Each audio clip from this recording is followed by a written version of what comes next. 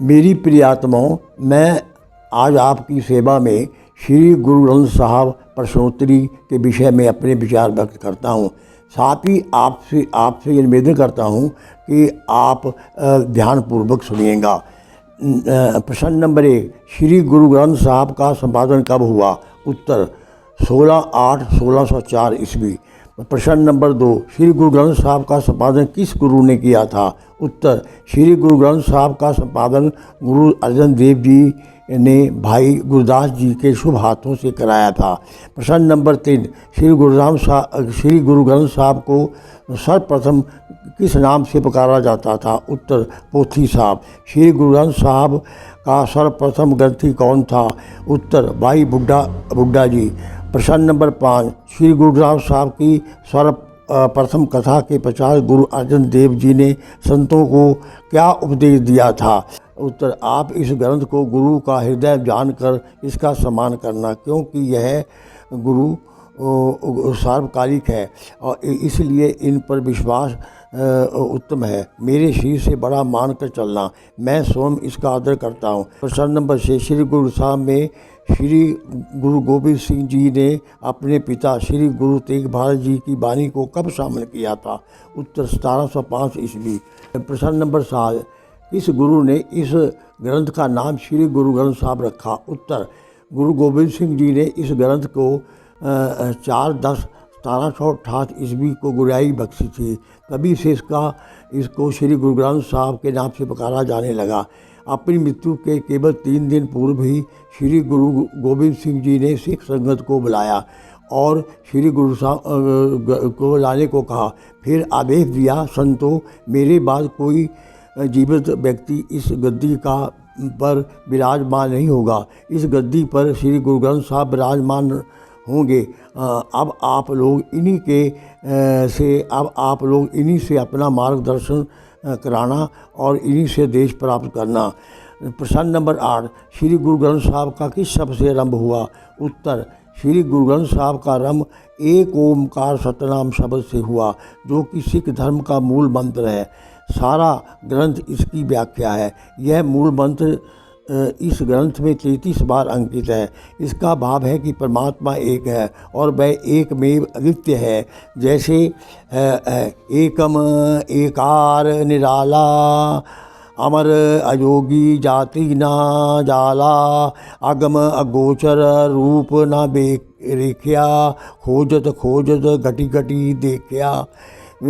महला 1, पृष्ठ 836। प्रभु एक में द्वितीय है, वह शाश्वत अमर और अजन्मा है। वह जातियों के जंजाल में नहीं रहता। वह अगम्य एवं अगोचर है, ना उसकी कोई रूपरेखा है। खोजते हुए व्यक्ति उसको प्रत्येक हृदय में देखता है। प्रश्न नंबर 9, श्री गुरु ग्रंथ साहब में संकलित वाणी को भिन्न कितने भागों से पुकारा जाता है? उत्तर, प्रस्तुत ग्रंथ में वाणी को 5 नामों से पुकारा जाता है। नंबर 1 गुरबाणी, नंबर 2 धुर की वाणी, नंबर 3 खसब की वाणी, नंबर 4 महापुरुष की वाणी, नंबर 5 सती गुरु की वाणी। जैसे धुर की वाणी आई, तिमी सगली चित मिठाई। महला 5, पृष्ठ 628। गुरु की वाणी आई और उसने सारी चिंता को दूर कर दी। प्रश्न नंबर 10, श्री गुरु ग्रंथ साहब के रागों की संख्या कितनी है? श्री गुरु साहब के रागों की संख्या कितनी है? प्रश्न नंबर 11, श्री गुरु ग्रंथ साहब में कितने संत महात्माओं की रचनाओं का संकलन किया गया है? इसके मुख्य क्या नाम है? उत्तर, श्री गुरु ग्रंथ साहब में 36 संत महात्माओं की रचनाओं का संकलन है। इनके मुख्य नाम हैं नंबर 1 गुरु नानक, नंबर 2 गुरु अमरदास, नंबर 3 गुरु Amar Das, number 4 Guru Arjan Dev, number 5 Guru Tegh Bahadur, number 6 Kabir, number 7 Ravidas, number 8 Namdev, number 9 जफरीद, नंबर 10 महात्मा पीपा आदि। प्रश्न नंबर 12, श्री गुरु ग्रंथ साहब में विभिन्न गुरुओं की वाणियों का संकलन प्रस्तुत कीजिए। गुरु ग्रंथ साहब में 7 गुरुओं की वाणियों का संकलन है। जैसे number 1 Guru Nanak Dev ji, number 2 Guru Angad Dev ji, number 3 गुरु अमरदास जी, नंबर 4 गुरु रामदास जी, नंबर 5 गुरु अर्जन देव जी, नंबर 6 गुरु तेग बहादुर जी, नंबर 7 गुरु गोबिंद सिंह जी।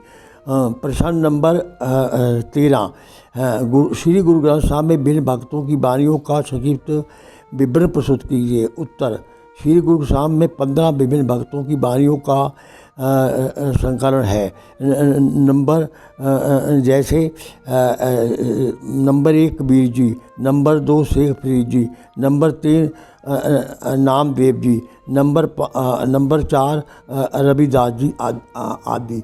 प्रश्न नंबर 14, जुक्ति साहब किस गुरु की रचना है और उसमें कितनी पौड़ियाँ हैं। उत्तर, श्री गुरु नानक देव जी और 36 पौड़ियाँ और 1 श्लोक। प्रश्न नंबर 15, सुखनी साहब किस गुरु की रचना है और इसमें कितनी अष्टध्यायियाँ और अक्षर हैं। उत्तर, सुखनी साहब श्री गुरु अर्जन देव जी की रचना है। इसमें 24 अष्टध्यायियाँ दिन रात के 24 घंटों की गिनती के अनुसार हैं। प्रत्येक अष्टध्यायी में 1000 अक्षर हैं। इस प्रकार 24 अष्टध्यायियों का पाठ पुरुष के 24,000 श्वासों की सफल कर देता है। प्रश्न नंबर 16, श्री गुरु ग्रंथ साहब में नित्य नेम की मुख्य वाणियाँ कौन कौन सी हैं। उत्तर, श्री गुरु ग्रंथ साहब में नित्य नेम की मुख्य वाणियाँ हैं।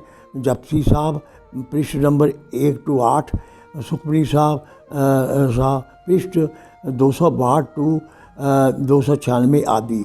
प्रश्न नंबर 17, श्री गुरु साहब में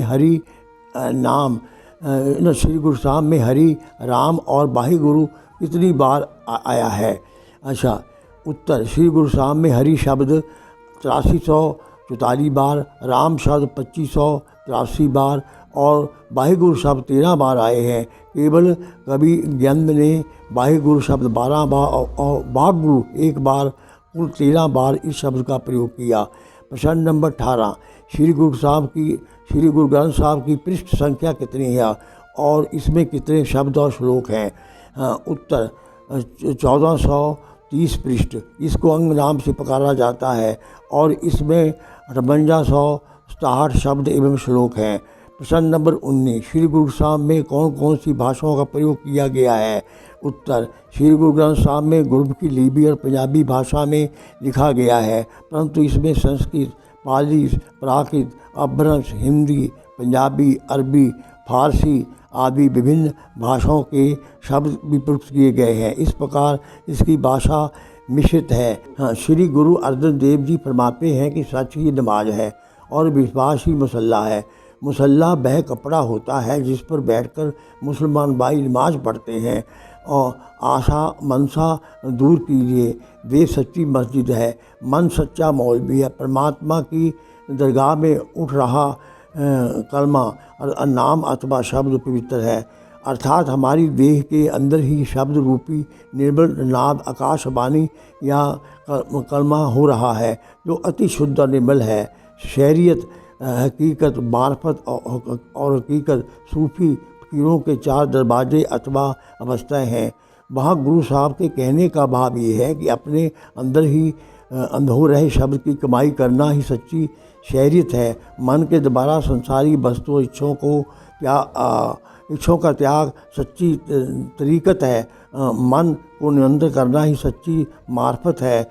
परमेश्वर के साथ मिलाप करना ही जन्म मन के चक्कर से मुक्त होने की सच्ची मुक्ति है। प्रश्न नंबर 20, श्री गुरु नानक देव जी के सास और ससुर का क्या नाम था। उत्तर, बाबा मूलचंद जी ससुर और बीबी चंदो रानी जी सास।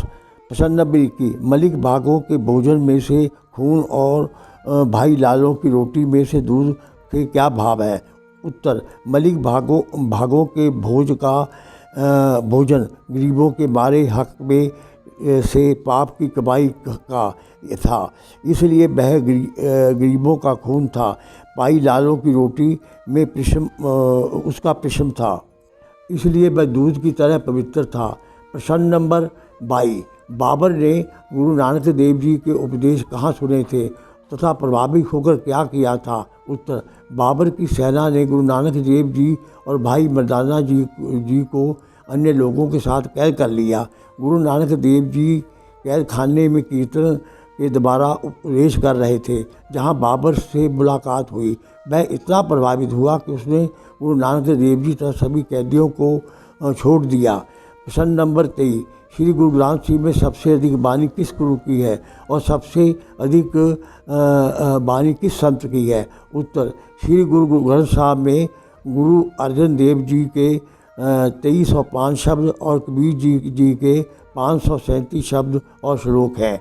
मैं श्रोताओं से निवेदन करूंगा कि इस प्रसंग को बड़े ध्यानपूर्वक सुनिएगा। हैं प्रश्न नंबर 24, 10 गुरुओं के नाम, जन्मतिथि, जन्मस्थान, निधन और निधन स्थान बताइए। आज उत्तर नंबर 1, गुरु नानक देव जी पुत्र मेहता कालू जी। जन्म 15/4/1469, तलवंडी ननकाना साहब, पाकिस्तान।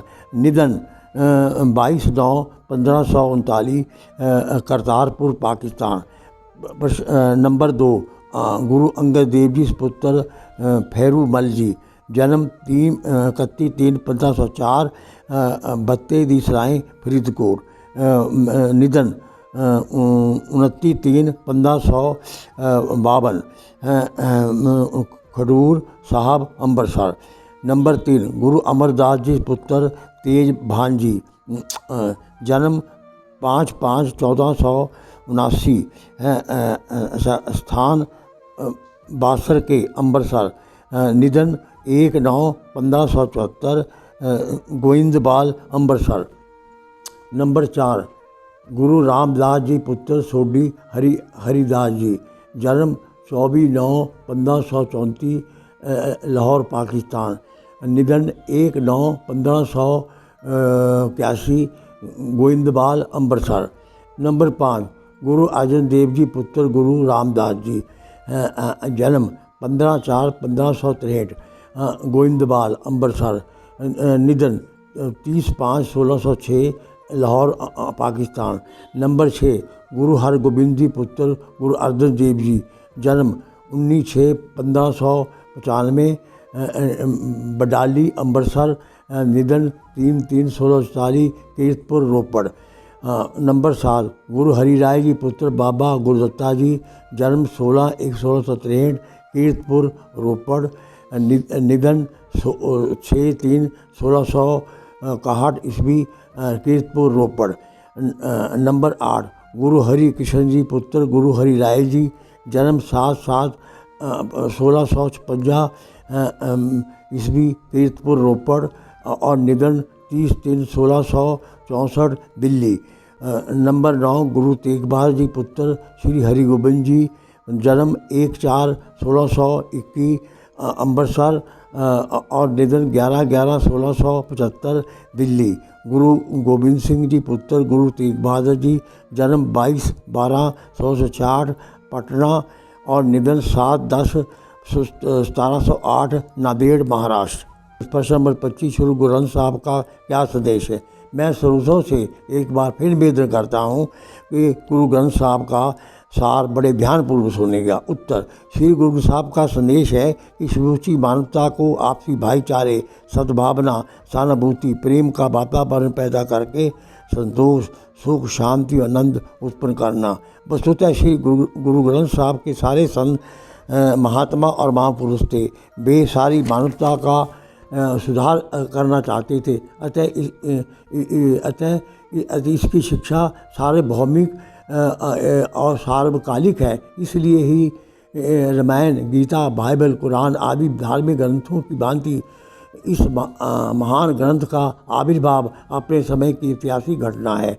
इसका अनुवाद संसार की विभिन्न भाषाओं में होना चाहिए ताकि इसका अधिक से अधिक प्रचार प्रसार हो और संसार के व्यक्तियों का जीवन सुखमय, शांति और आनंदमय हो। अतः इतना ही कहना प्राप्त होगा कि श्री गुरु ग्रंथ साहब महापुरुषों का एक अद्भुत, अनुपम एवं अमर ग्रंथ है जो कि सारी मानवता के कल्याण के लिए लिखा गया है।